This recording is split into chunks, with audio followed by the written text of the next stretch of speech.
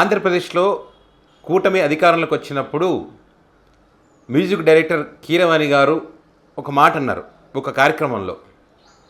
ఆంధ్రప్రదేశ్ కబంధ హస్తాల నుంచి విముక్తి కలిగింది ఆంధ్రప్రదేశ్కి అని చెప్పి ఆయన ఒక గొప్ప మాట చెప్పారు. ఆయన అంటే అన్ని రోజులు ఆంధ్రప్రదేశ్ కబంధ హస్తాల్లో ఉన్నది, ఇక కూటమి వచ్చిన తర్వాత కబంధ హస్తాలకు విముక్తి కలగబోతుందని చెప్పారు. ఆ తర్వాత ఏం జరుగుతుందో మీ అందరికీ తెలుసు. ఈ 10 నెలల కాలంలో రాష్ట్రం సంగతి పక్కన పెట్టండి. ఈయన జడ్జిగా వివరిస్తున్నటువంటి పాడుతా తీయ ప్రోగ్రాంకి సంబంధించి మరి ఇప్పుడు ఒక కాంట్రవర్సీ నడుస్తుంది. ఎవరైతే ప్రవస్తి ఆరాధ్య ఒక సింగర్, ఈ కీరవాణి గారికి సంబంధించి కానీ, సునీత గారికి సంబంధించి కానీ, అక్కడ అదేవిధంగా చంద్రబోస్ గారికి సంబంధించి కానీ అనేక విషయాలు బయటపెట్టింది. పాడుతా తీయగా ప్రోగ్రాం ఏ రకంగా నడుపుతూ ఉన్నారు, లెజెండరీ సింగర్ బాలసుబ్రహ్మణ్యం గారు ఉన్నప్పుడు ఏ రకంగా ప్రోగ్రాం నడిచింది, ఇప్పుడు ఏ రకంగా నడుస్తుందనే దానికి సంబంధించి అనేక విషయాలను బయటపెట్టడం జరిగింది. ఇక్కడ ఇండస్ట్రీలో ఏ రకంగా అయిపోయిందంటే అహంకారం అనేటువంటిది పెరిగిపోయింది.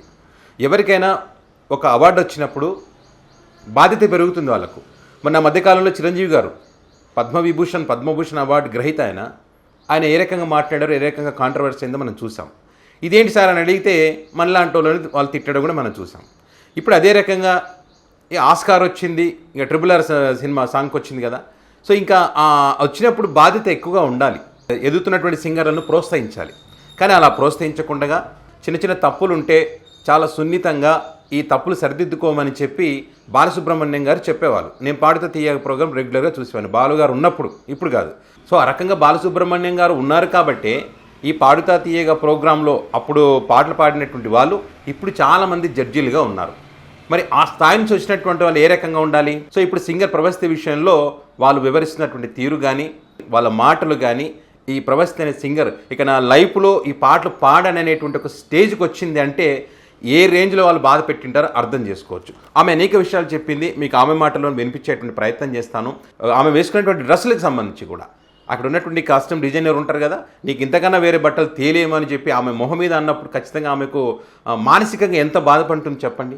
బొడ్డు కింద చీర కట్టుకోవాలంట, బొడ్డు కింద చీర కట్టుకుంటే బొడ్డు కింద చీర కట్టుకుని అక్కడికి వెళ్ళాలంట. అక్కడ ఉన్నటువంటి జడ్జీలు వాళ్ళంతా చూసి ఎంజాయ్ చేయడానికి, వీళ్ళకి వ్యూవర్షిప్ రావడానికి, టీఆర్పీ రేటింగ్స్ పెరగడానికి, ఎవడైనా పనికిమాలని ఎదవడం ఈ మాట చెప్తారా చెప్పండి? నీకు టీఆర్పీ రేటింగ్స్ పెరగాలంటే ఆ ప్రోగ్రామ్ని అద్భుతంగా రన్ చేస్తే ఖచ్చితంగా పెరుగుతాయి. బాలసుబ్రహ్మణ్యం గారు ఉన్నప్పుడు మరి ఏమున్నాయి, బొడ్డు కింద చీరలు కట్టుకున్నారు, ఏమైనా ఆఫ్ డ్రెస్సులు వేసారా, స్కర్ట్స్ వేసారా, చిన్న చిన్న డ్రెస్సులు వేసారా, ఏమన్నా లేదు కదా. అద్భుతమైనటువంటి పాటలు పాడారు కాబట్టి ఖచ్చితంగా ప్రేక్షకులు కూడా చూస్తారు. సో అప్పుడు సక్సెస్ అయింది.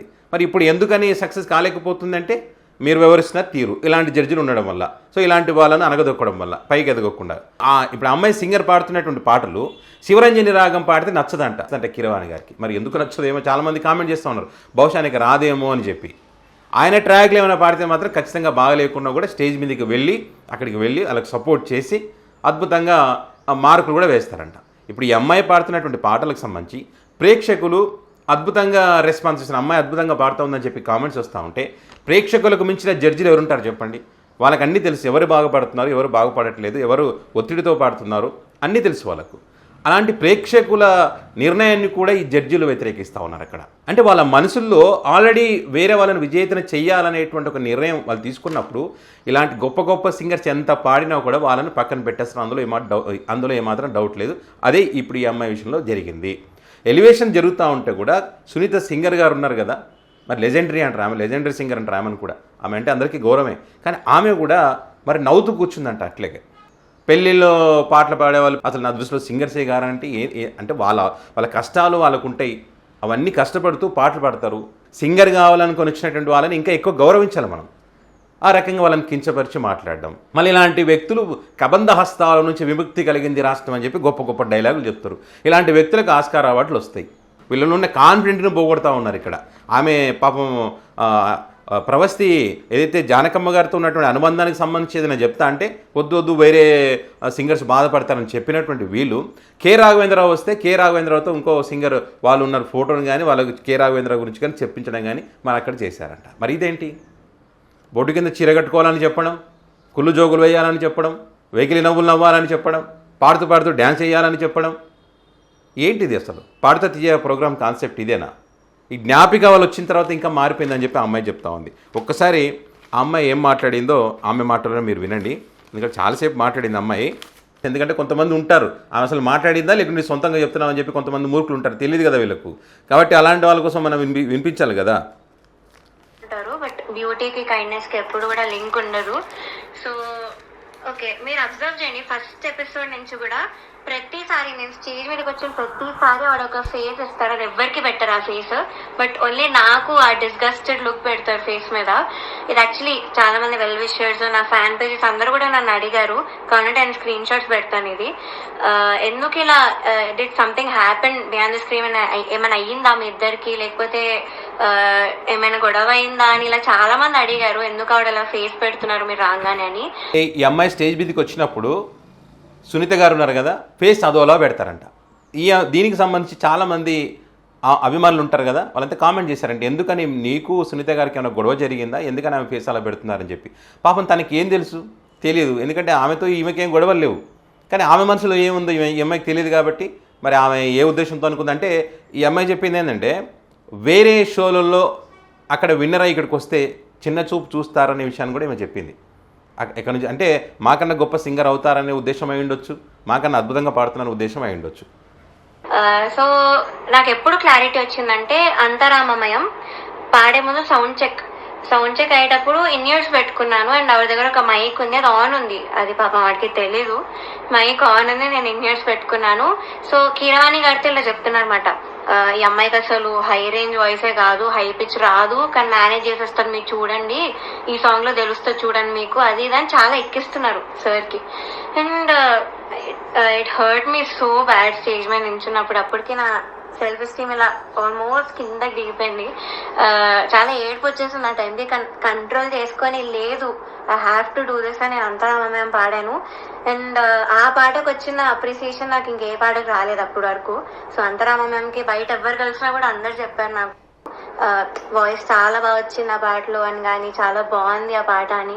అది యాక్చువల్లీ చాలా సాంగ్స్ ఇచ్చాం, రాముడు రావునికి చాలా ఇచ్చాము. నేను ఏది ఇచ్చినా వద్దు వద్దు వద్దు అంటే ఇంకా లాస్ట్ ఆప్షన్ గా మేల్ సాంగ్ ఇచ్చాను, అంతరామమయం. సో అదే సెలెక్ట్ చేశారు, and I tried my best. Male song అయినా కూడా I gave my best. And of course నాకు ప్రతి సాంగ్ కి ఆవిడ దగ్గర నుంచి మేల్ పాడేటువంటి సాంగ్ని ఆమెకి ఇచ్చారంటే ఆమె అద్భుతంగా పాడిందంటే, పాడడానికి ముందు కూడా ఆ రకంగా ఆమెను అంటే భయపెట్టడం అనమాట. పాడుతుందో లేదు, మైక్ ఆన్లో ఉండి మాట్లాడుతుందంటే అది మరి కావాలనే మాట్లాడినట్టుంది. ఆ అమ్మాయిని ముందే డిసప్పాయింట్ చేయాలన్న ఉద్దేశంతో మాట్లాడినట్టుగానే అనిపిస్తూ ఉంది. అంటే నాకు తప్పు లేకపోయినా మీరు అక్కడ కామెంట్స్ లో చెప్తున్నారు, వీళ్ళు చేశాక కూడా మీరు అక్కడ చెప్పకుండా సైగలు చేస్తున్నారు. సో అక్కడ నాకు నా మీద ఎందుకో గ్రడ్జ్ పెట్టుకున్నారని కూడా అర్థమైంది. చంద్రబోస్ గారు, we all know he's a lyricist. So ఆయన రెస్పాన్సిబిలిటీ, లిరిక్స్ తప్పులుంటే ఆయన చెప్పాలి.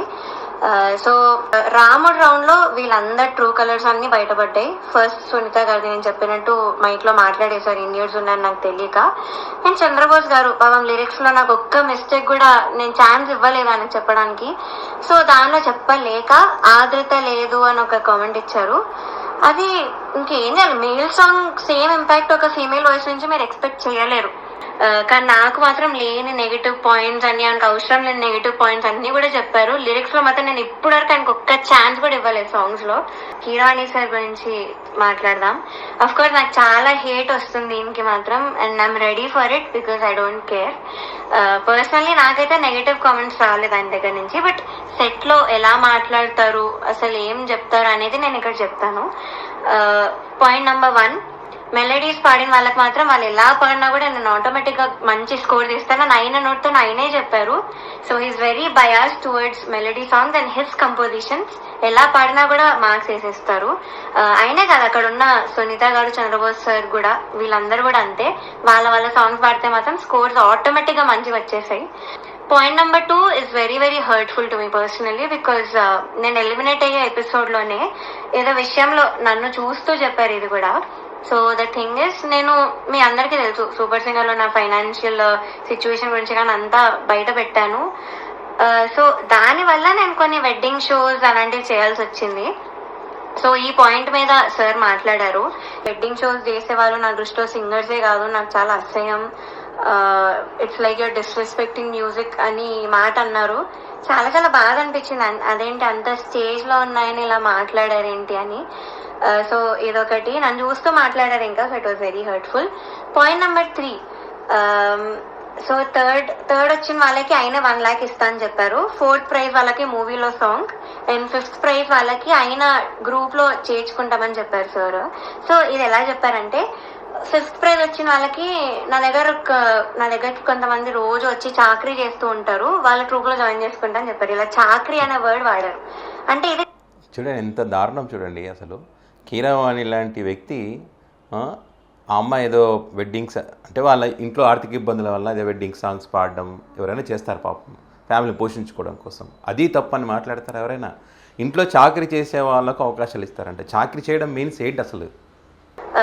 So this was very very bad. అంటే అలా అనకూడదు, సింగర్స్ ఇలా చాకరీ చేసిపోతారు, నన్ను మిమ్మల్ని కూడా జాయిన్ చేసుకుంటాను ఇలా అన్నారు.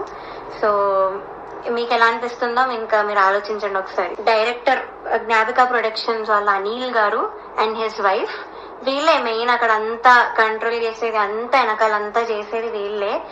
ఇది చాలా కామెడీగా ఉంటుంది, మీరు నమ్మలేరు కూడా. ఇద్దరిని తీశారు, ఒక అమ్మాయిని ఒక అబ్బాయిని. అయితే కరెక్ట్ షూట్ ఇంకో 2 days లో ఉందనగా వాళ్ళకి సాంగ్స్ మార్చేశారు, ఆ ఇద్దరికే సాంగ్స్ మార్చారు with very funny reason. Keeravani sir కి రాగం నచ్చదు అని, శివరంజని అనే రాగం నచ్చదు అని వీళ్ళిద్దరిని తీస్తారు. కామెడీ ఏంటంటే అదే రాగంతో ముందు స్కెడ్యూల్ ఒక అబ్బాయి పాడాడు, అబ్బాయికి బాగానే మార్క్స్ వచ్చాయి. అదే స్కెడ్యూల్ లో ఇంకొక అబ్బాయి కూడా పాడాడు, అబ్బాయి కూడా బాగానే మెచ్చుకున్నారు, మంచి కామెంట్స్ వచ్చి అన్ని వచ్చాయి.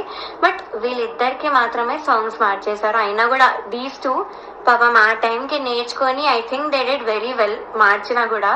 కానీ వాళ్ళనే ఎలిమినేట్ చేశారు యాజ్ ఐ ఎక్స్పెక్ట్. నేను అప్పుడు అనుకున్నా యాక్చువల్లీ సాంగ్ ఇలా మార్చేసి అంతే ఏదేదో చేస్తున్నారో, నేను అప్పుడు అనుకున్నా వీళ్ళిద్దరిని తీసే ఛాన్స్ ఉంది అని.